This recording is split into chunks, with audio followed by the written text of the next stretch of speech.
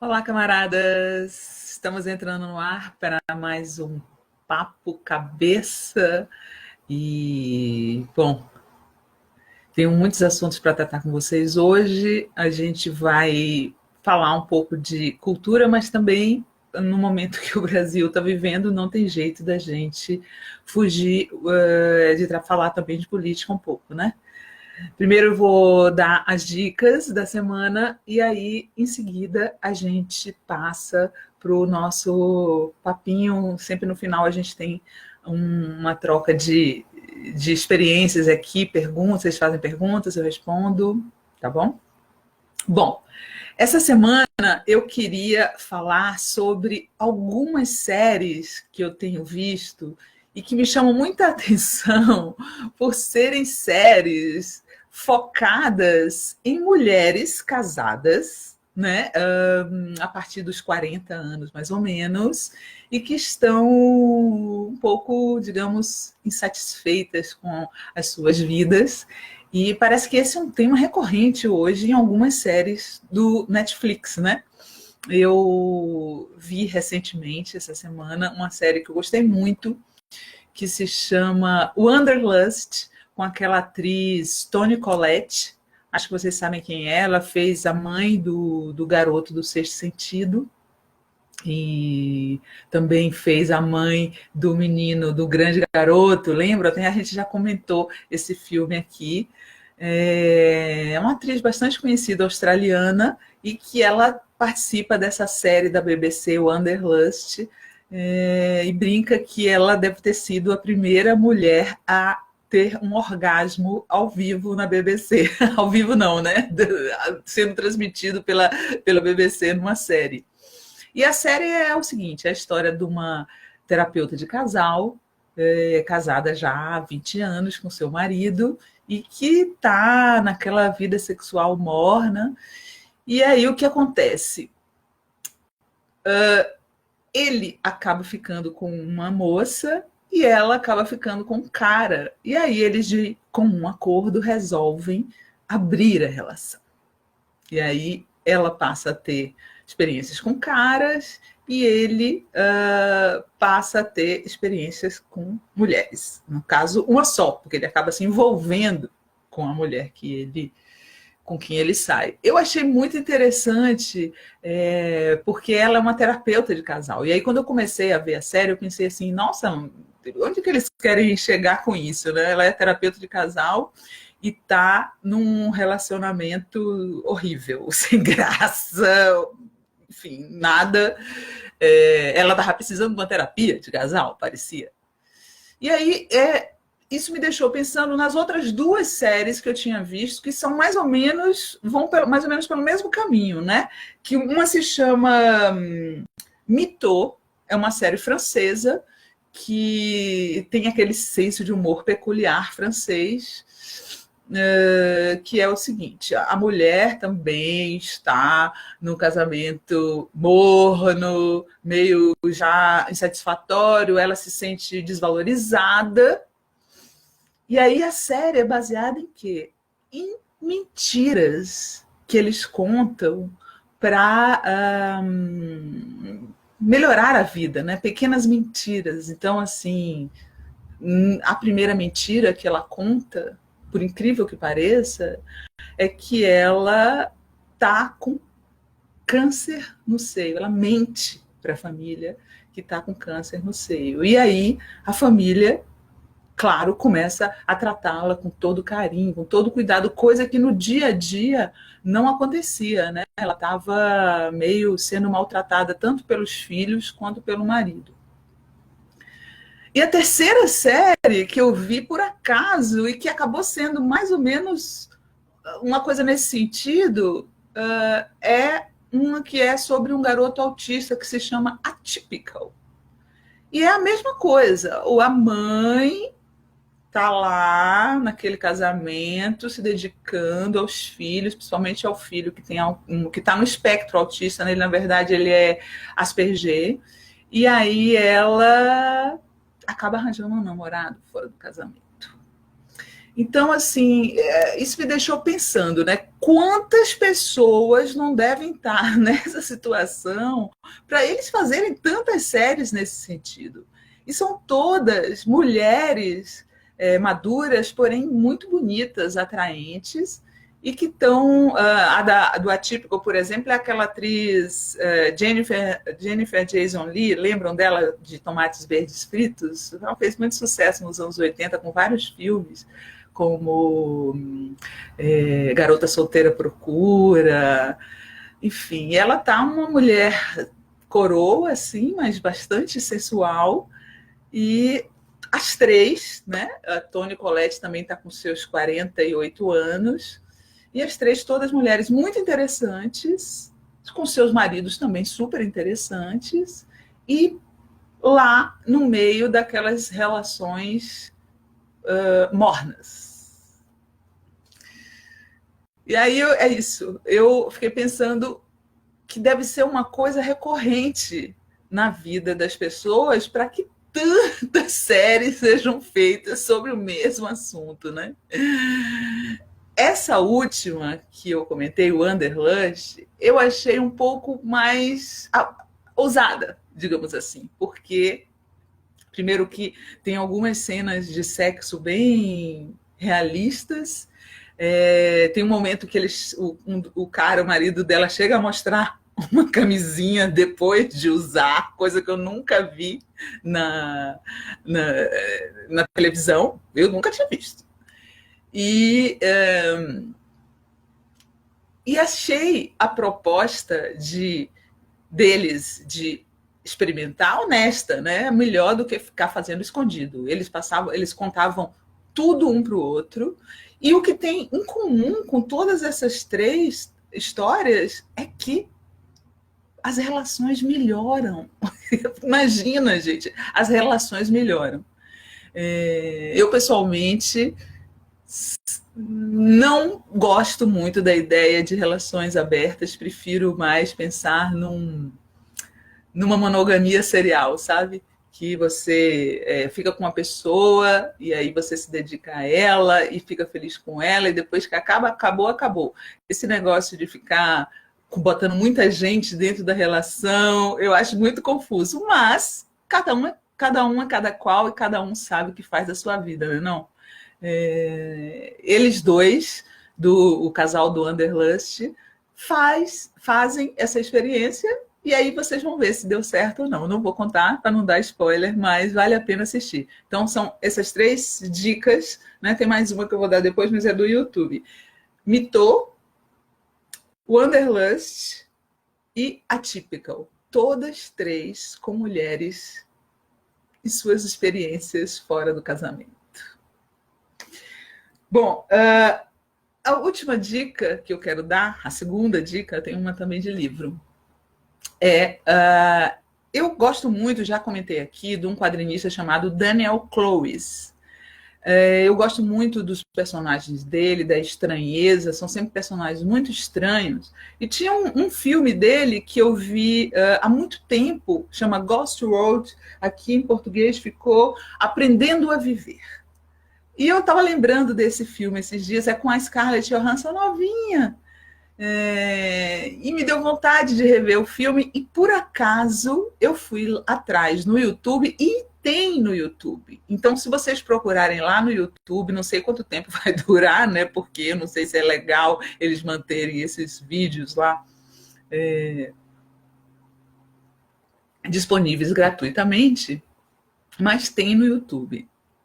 Ghost World, Aprendendo a Viver. É a história de duas garotas, assim, no final do colegial, meio estranhazinhas, e não acontece muito, mas eu acho que tem as histórias de Daniel Clowes têm um charme da vida real, assim, mesclado com personagens um tanto bizarros, né? No caso do Ghost World é aquele o cara que acaba ficando amigo da Enid, que é a amiga da Scarlett Johansson no filme, e que ele é um colecionador de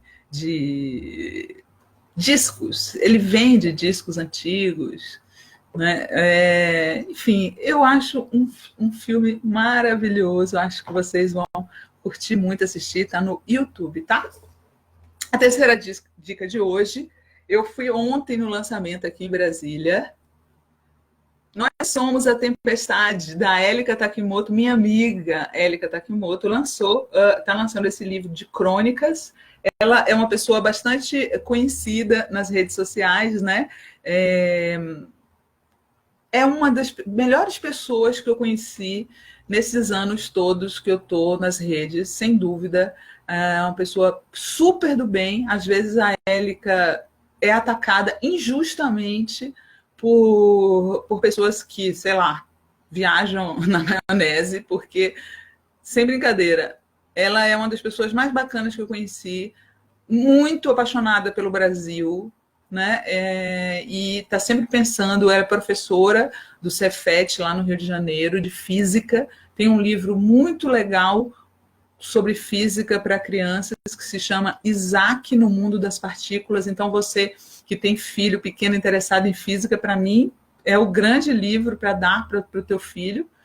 E aí a Élica lançou agora esse livro de crônicas, que passa de quem? Lula. E aí eu vou ler só o primeiro parágrafo do prefácio do Lula. É engraçado, né? Quando a gente vê texto do Lula, não sei vocês, mas eu já penso no texto com a vozinha do Lula, falando daquele jeito dele, né, companheiros? Não sei imitar, não. Mas, ó, o primeiro parágrafo, tá? Só vou ler esse primeiro parágrafo porque eu acho que tem super a ver com o que a gente está falando aqui. Um dia disseram para Élica Takimoto que se ela quisesse ser uma escritora famosa, ela precisava parar de falar de política. Eu não sei se a Élica quer ser uma escritora famosa. Eu só sei que uma das coisas mais difíceis do mundo é fazer a Élica parar de falar de política. Porque ela é daquelas pessoas que têm a consciência de que a política está presente em tudo na vida, até na decisão de falar ou não falar de política. É do Lula. No livro, a Élica fala de todos os assuntos, né? E por que eu quis destacar esse trecho do prefácio? Porque a gente sempre está aqui nessa live falando de cultura e acaba que a gente não consegue deixar de falar de política, mesmo que a proposta aqui seja só falar de livros, de filmes, de séries, não é não? Como é que a gente vai deixar, gente, de falar de política numa semana em que o presidente da República ajuda a convocar uma manifestação contra as instituições democráticas? É impossível, não é não? Bom, então ficam aí as dicas e vamos passar para o nosso bate-papo, tá? Bora lá.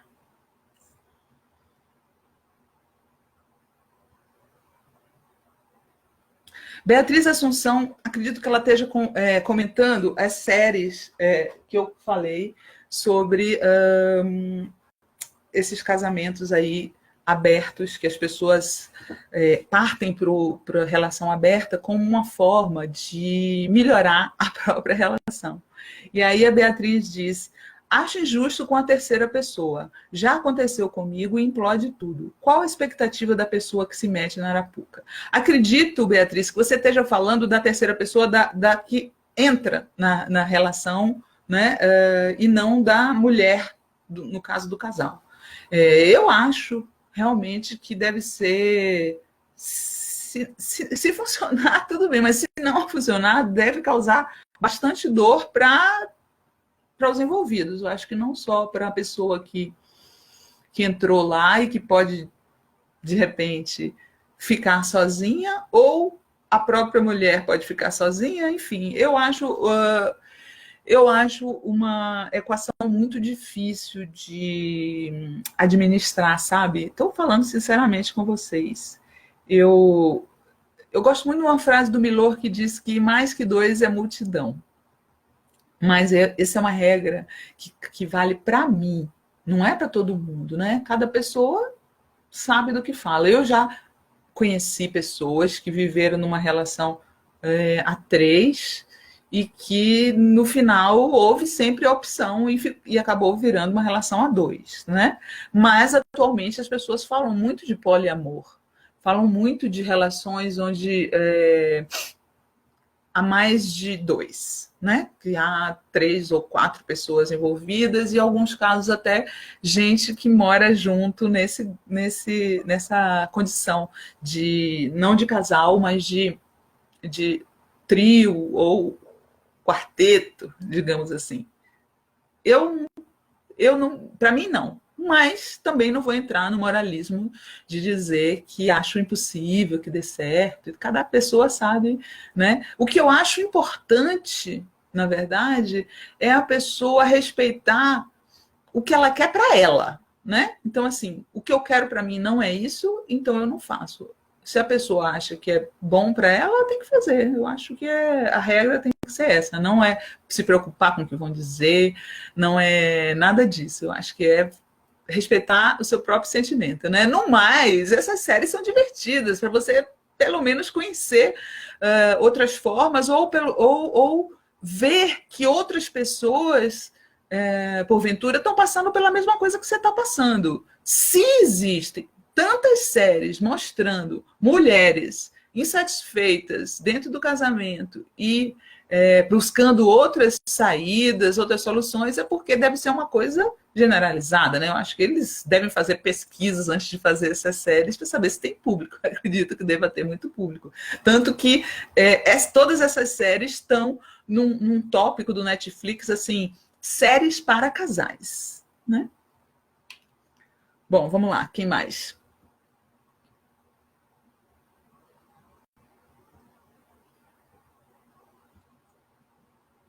Tem muita gente entrando ainda.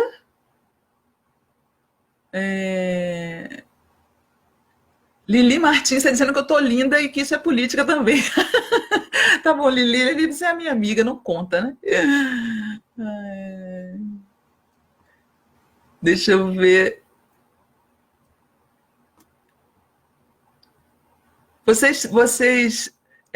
Nossa, e vocês nem sabem quem entrou aqui, meu grande amigo Hans Stoll, de Peru. Hans, te echo de menos. Gente, que eu não faço anos que eu não vejo meu amigo Hans. Que saudade, Hans. Espero que você esteja me entendendo. Bom, eu queria provocar vocês sobre o que está acontecendo no Brasil, né? Vocês viram que os bolsonaristas estão programando para o dia 15 de março uma manifestação onde vão pedir o fechamento das instituições. Olha a que ponto nosso país chegou, né? As pessoas vão para as ruas. Quando teve as manifestações pelo impeachment da Dilma, tinha lá meia dúzia de aloprados que saíam com aqueles cartazezinhos, intervenção militar já, lembram? Pelo visto, essas pessoas com Bolsonaro no poder, ao invés de diminuírem e se tornarem um grupo menor, pelo visto elas estão um grupo maior. E elas estão sonhando com que o presidente tenha todos os poderes. Imagina o perigo desse presidente, né, com essa fúria que ele tem, com esse ódio que ele tem, né, porque ele é movido a ódio, não tendo nenhum freio. Que é isso que essas pessoas querem. Que esse presidente não tenha nenhum freio. Meu Deus, é muito louco. Quer dizer, o Bolsonaro sem Congresso, né? Vou explicar, porque pelo visto tem gente que não sabe.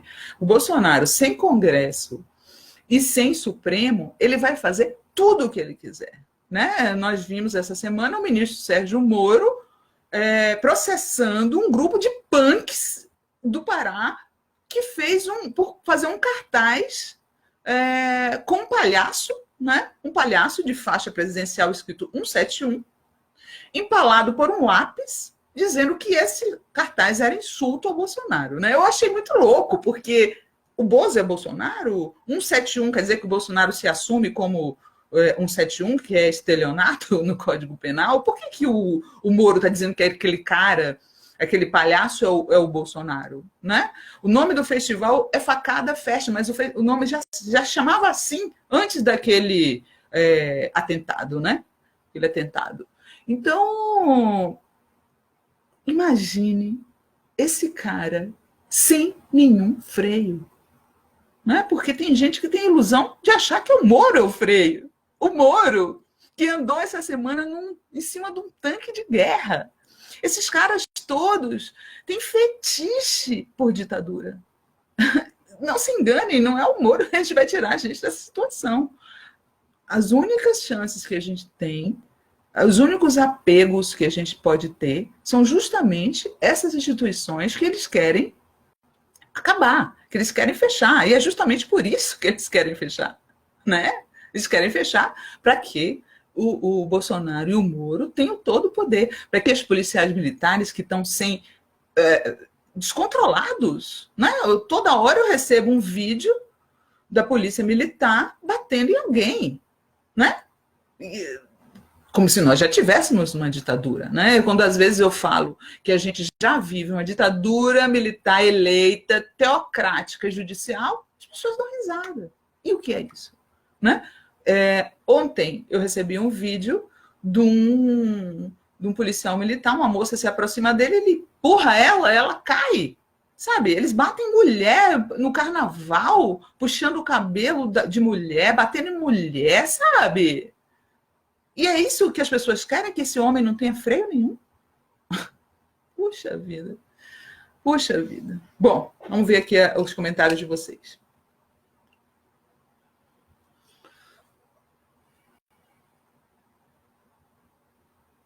Lili Martins diz: tenham mais medo da burrice dele, um ditador mau e burro. Lili, eu vou dizer uma coisa para você e para vocês todos. Eu já achei o Bolsonaro mais burro. Quem me abriu os olhos para a não burrice do Bolsonaro foi o Lula. O Lula falou que nenhum burro se elege presidente da República. Que a gente tem que tomar cuidado que o Bolsonaro não é burro. E aí, ontem, não, e aí hoje, né? Eu vi os jornais dizendo que Bolsonaro mentiu ao falar que o vídeo onde ele convoca para as tais manifestações contra o Congresso, que o vídeo é de 2015, né? O que é uma mentira, porque no vídeo, o vídeo faz referência à facada, e a facada foi em 2018. Então, como é que um vídeo de 2015 ia fazer referência a uma facada que aconteceu em 2018? Uma mentira clássica. Só que a gente chegou numa situação que, na verdade, não é mentira do Bolsonaro. É isso exatamente que é pós-verdade. É exatamente isso que é pós-verdade. Bolsonaro diz que o vídeo é de 2015 e que a Vera Magalhães, a repórter do Estadão, está mentindo ao dizer que é de agora. Certo? Em quem os bolsonaristas vão acreditar? Na gente, que está dizendo que é mentira e nós somos adversários deles, ou vão acreditar no Bolsonaro? Elas vão acreditar no Bolsonaro.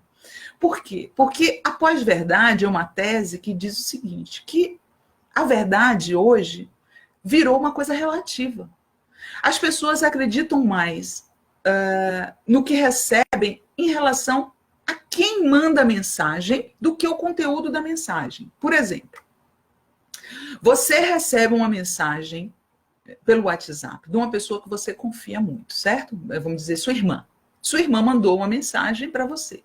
A chance de você acreditar naquilo é enorme, porque foi sua irmã que mandou para você, uma pessoa que você confia.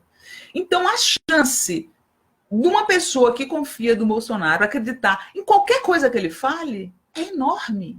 E não tem antídoto para isso ainda. A gente não sabe qual o antídoto para isso. Então, quando o Bolsonaro diz que o vídeo é de 2015, é uma mentira para nós. Mas para quem confia nele e acredita nele, aquilo é verdade. Vocês entenderam? Como que uma pessoa dessa é burra? Não é burro. Ele está muito bem orientado por esse circuito aí de extrema direita, de pensadores aloprados, terraplanistas de extrema direita que estão no entorno dele. Então ele não vai para fazer a sua live para dizer uma mentira, achando que ele vai ser desmascarado. Não. Ele sabe que aquelas pessoas que têm com ele uma relação de confiança vão continuar acreditando nele. Isso é a pós-verdade.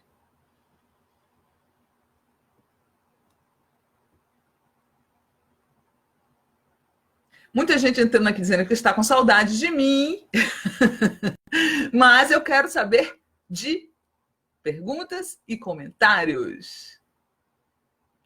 Tá? Então a gente vive, amigos, numa situação hoje muito complicada.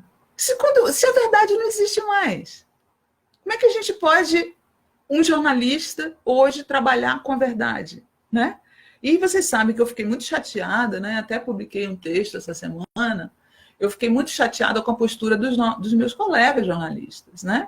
Porque todos esses anos, meus colegas jornalistas e os meios de comunicação atuaram para criminalizar a esquerda, né? Por conta do ódio ao PT e por conta de uma estratégia que eles queriam tirar o PT do poder para tentar colocar quem eles querem, que sempre quiseram, que é o PSDB. Não funcionou. Quem entrou foi o Bolsonaro. Então, agora, eles estão vendo em que eles meteram o país, e aí o que eles fazem? Eles continuam culpando o PT e o Lula. E aí eles colocam nós, de esquerda, numa situação muito ruim, porque a gente quer defender o Brasil, mas a gente sente muita mágoa dessas pessoas que nos criminalizaram esses anos todos e que a gente sabe que foram eles que cavaram a situação em que o país se encontra. Óbvio que eu não vou abrir mão de ir para a rua para defender meu país dos fascistas e de uma nova ditadura, né? Mas me incomoda profundamente ver que essas pessoas são incapazes de fazer uma meia-culpa, né? Quando um jornal como o Estado de São Paulo disse às vésperas da eleição, em editorial, que era uma escolha difícil escolher entre um professor, como o Fernando Haddad, e um energúmeno defensor da ditadura como Bolsonaro. Sabe, eu não me conformo de saber que o mesmo jornal que a Vera trabalha, né, que a Vera Magalhães trabalha, que está sendo alvo agora do ódio bolsonarista por ter revelado que o Bolsonaro estava fazendo essa convocação, é o mesmo jornal que disse que era uma escolha difícil e que hoje, em editorial, continua colocando Lula e Bolsonaro no mesmo patamar. Quando foi que Lula ameaçou um golpe de Estado, gente? A gente precisa de honestidade intelectual nesse país, sabe? E aí a gente é obrigado a estar do lado dessas pessoas. Ou a gente fica do lado dessas pessoas, ou a gente lava as mãos para que o Brasil vá para o fundo do poço cada vez mais. E vai, né? Porque eu, sinceramente, vou dizer para vocês, não tenho muita esperança no futuro do Brasil. Para mim está tudo dominado. Né? A PM está dominada. Para eles darem um golpe nos governadores, é daqui para ali, né? Eles já estão mandando os estados, os governadores estão com medo. Olha o que está acontecendo no Ceará. Então, assim, poxa, aí vão usar mais uma vez a esquerda, né? A gente vai para a rua para apanhar de polícia, para depois, de novo, mais uma vez, nós sermos transformados em bandidos, porque nós seremos transformados em bandidos, de novo. Né? É só eles usarem a gente para depois descartar, sabe? Não é mole, não.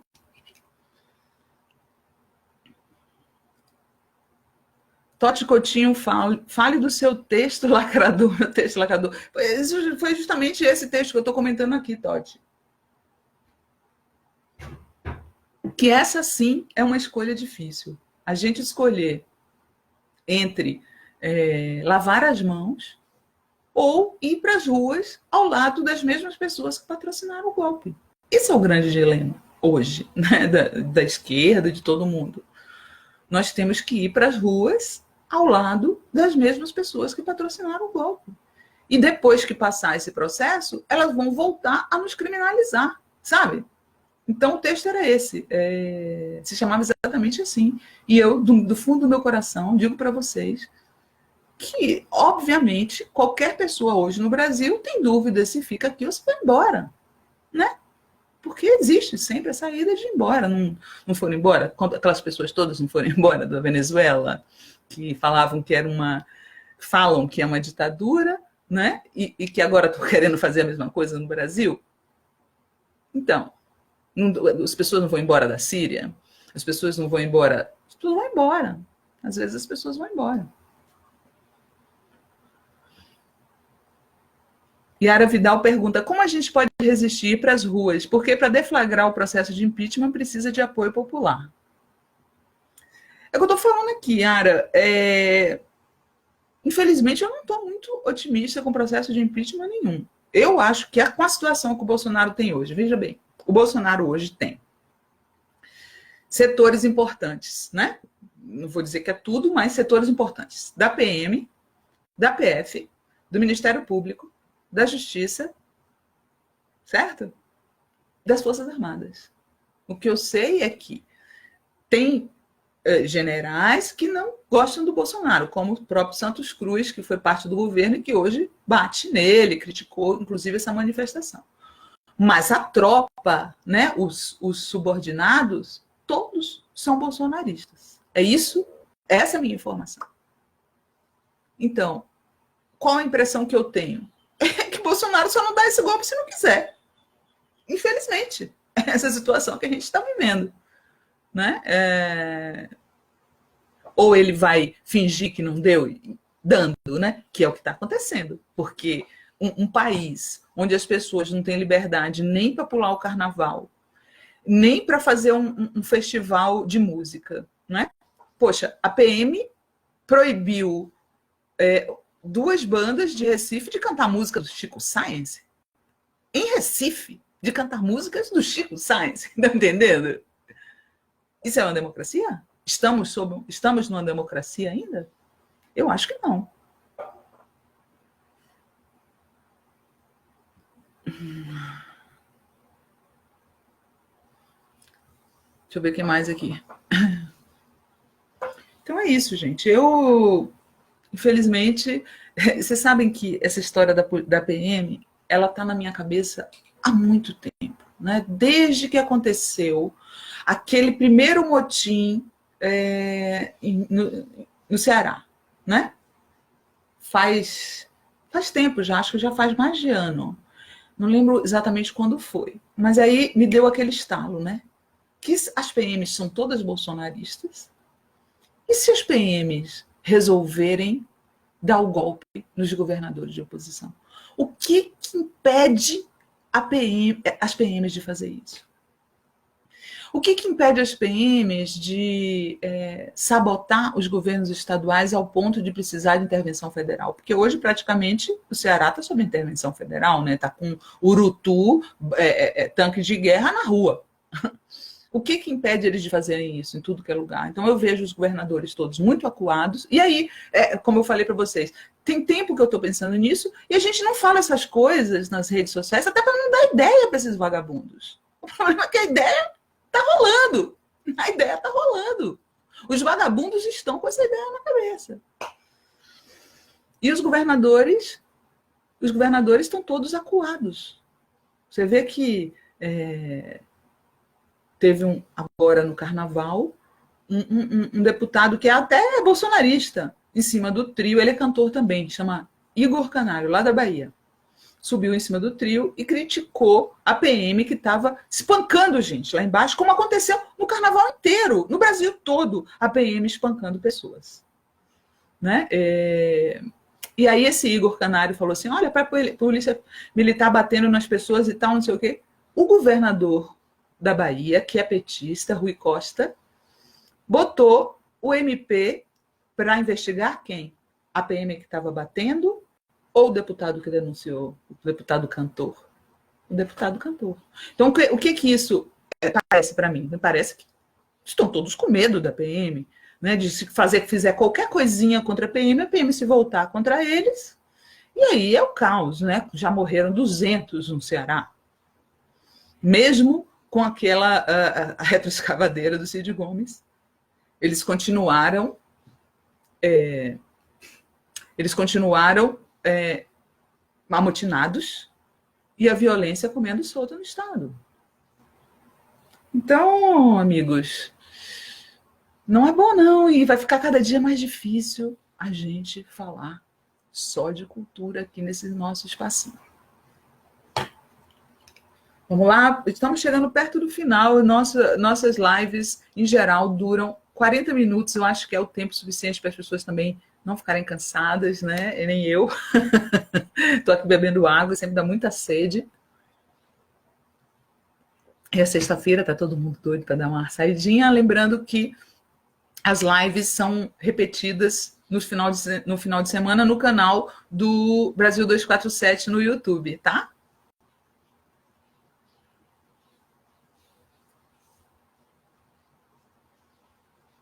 A Jo Halleck, que também é minha amiga lá do Rio, tudo bom, Jo?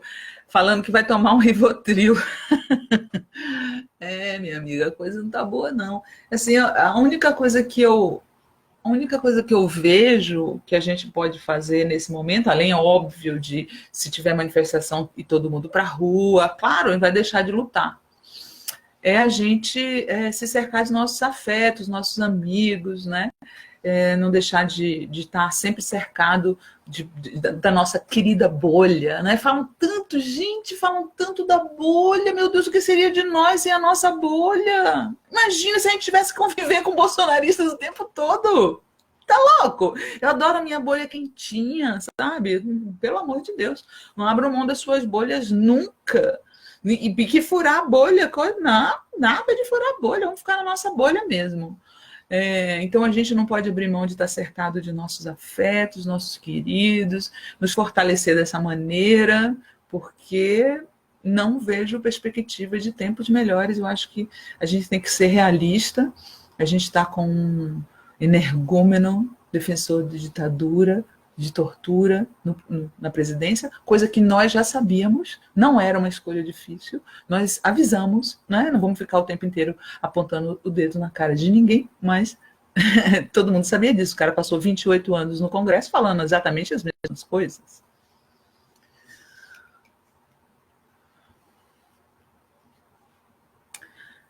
Tissan, já imaginou se todo mundo que sair para a rua para o carnaval fosse manifestar e barrar? Pois é, Tiago, mas eu acho que chega numa hora que as pessoas também querem desopilar, esquecer, sabe? Eu, sexta-feira, que dia foi? Eu só consegui ir para o carnaval segunda-feira. Eu fui dar um pulo lá no carnaval, e aí fiquei me sentindo muito dividida, porque, por um lado, eu entendo e via que as pessoas estavam necessitando aquela catarse, né? Beber e dançar. Mas tinha um lado meu que eu olhava aquilo tudo e pensava assim, meu Deus do céu, quanta hipocrisia e falsidade, né? A gente está fingindo ser feliz. No fundo tem um pouquinho disso, né? Eu acho. Mas eu acho que não tem jeito, as pessoas precisam. É um grande escape. Felizmente, nós tivemos os desfiles das escolas de samba, que foram um alento para muitos de nós ver aquelas manifestações políticas na avenida, né? Eu acho que essa sede que você tinha de ver as pessoas se manifestando, eu acho que as escolas de samba realizaram bastante, né? Principalmente o Adnet lá na São Clemente, fazendo flexões igual o Bolsonaro. Guilherme Coutinho diz que está difícil colocar a esquerda na rua. Mas, Guilherme, é a esquerda que tem que ir para a rua? Hoje eu estava falando no Twitter. Gente, é justo que sejamos nós a convocar as manifestações contra o Bolsonaro? Eu acho que deveriam ser aqueles que colocaram o Bolsonaro lá, né? Não. Por que eles não organizam? Aí a esquerda vai. Mas por que nós, que nem votamos nele, temos que organizar essas manifestações? Eu acho que a esquerda está toda de bode, né? A Globo podia convocar manifestações, o Estadão podia convocar manifestações, né? Não. Aqueles coxinhas arrependidos podiam se organizar. A esquerda está aberta para participar. MBL, organizem manifestações, não é? Por que tem que ser a gente? Eu mesmo não me sinto animada para organizar manifestação nenhuma, porque eu não botei ele lá, né? Eu não ajudei a botar ele lá, eu sempre fui contra ele, né? Então, assim, eu vejo a esquerda muito chateada, né? Quando eu falo essas coisas, muita gente concorda comigo e fala que está sentindo a mesma coisa. Por que a gente vai lutar se essas pessoas quiseram e ajudaram a colocar o Bolsonaro lá, né? Chegou uma hora que eu falei assim, elas que lutem. Não é assim, claro, eu sei. Não é assim. Nós temos todos que lutar. Mas, poxa, além da gente, na hora de tirar selfie com a PM contra a Dilma, eles vão, né? Aí na hora de apanhar da PM pela democracia, aí nós vamos. É assim? Poxa, porque meu filho vai ser uma pancadaria, né? Você está sabendo.